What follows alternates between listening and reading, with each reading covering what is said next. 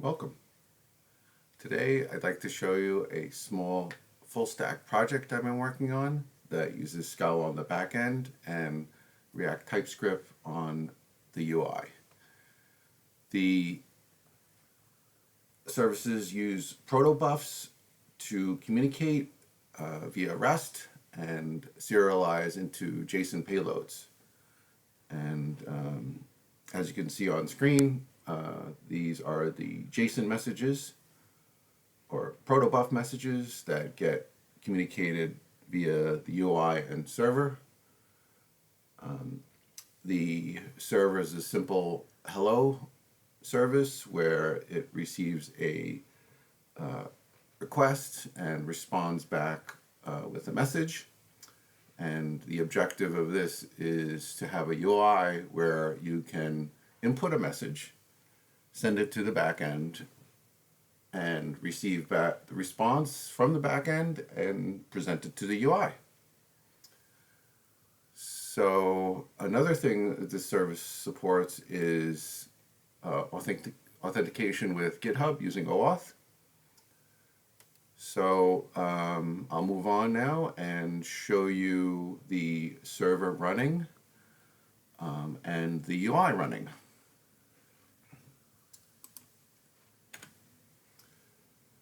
So first we're going to start the server without any authentication, and also starting the UI. Server starting, UI starting. Now I can switch to my web page and reload this, and now we have a simple form that allows us to input a message and send it to the back end and hopefully see a response. So I'll select the message and I'll click send, and I get a response back with the server timestamp. If I click send multiple times, obviously the timestamp changes, or if I change the message, we get the different message with the different timestamp. So that demonstrates the functionality of using protobufs to send JSON payloads via REST to backend services for processing and get the response back.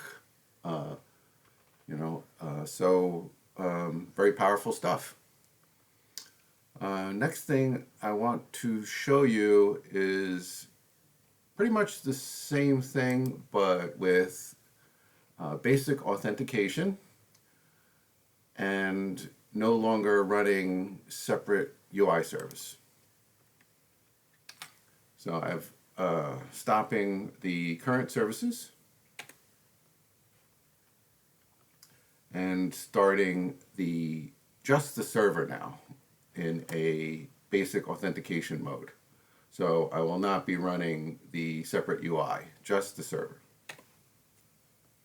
Okay, now the server is running, and we can see this page times out now because that was a HTTP URL. Now I'm switching over to HTTPS and using the port 8443, which is where we have the server running.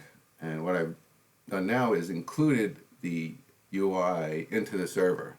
So everything's packaged into the server, and the server is now challenging with the authentication page for basic authentication. I've logged in and I'm back to the same page, and I can choose a message, send it, and get a response back from the server. So same exact thing, just running with just inside the Scala server hosting the React UI. Nice stuff because that makes it very scalable for Docker images and very deployable, which we're going to show next.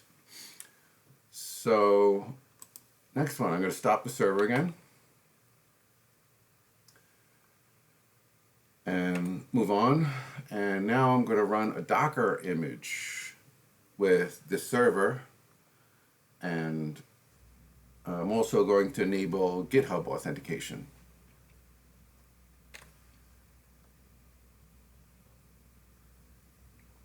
All right, server's running via Docker, and I have GitHub logged in a separate tab. So now I'm going to refresh this page, and we are prompted with our GitHub authentication. I sign in because I've already logged into GitHub. It passed through very easily, and I'm back to the same page. So I can choose a test, send it, and get my response. So that's quite powerful to be able to create a full stack deployable Docker image with OAuth authentication. And that's just the beginning, really, because I've done other videos that show gRPC connections. So it's very easy to connect backend services to other scalable Scala services that talk gRPC, so that you can do other types of things, maybe calculations, database operations, Kafka, consuming, publishing. It just goes on endlessly in a way you can scale stateless web services to backend services connected via gRPC. So hope you enjoyed this video, and thank you for watching.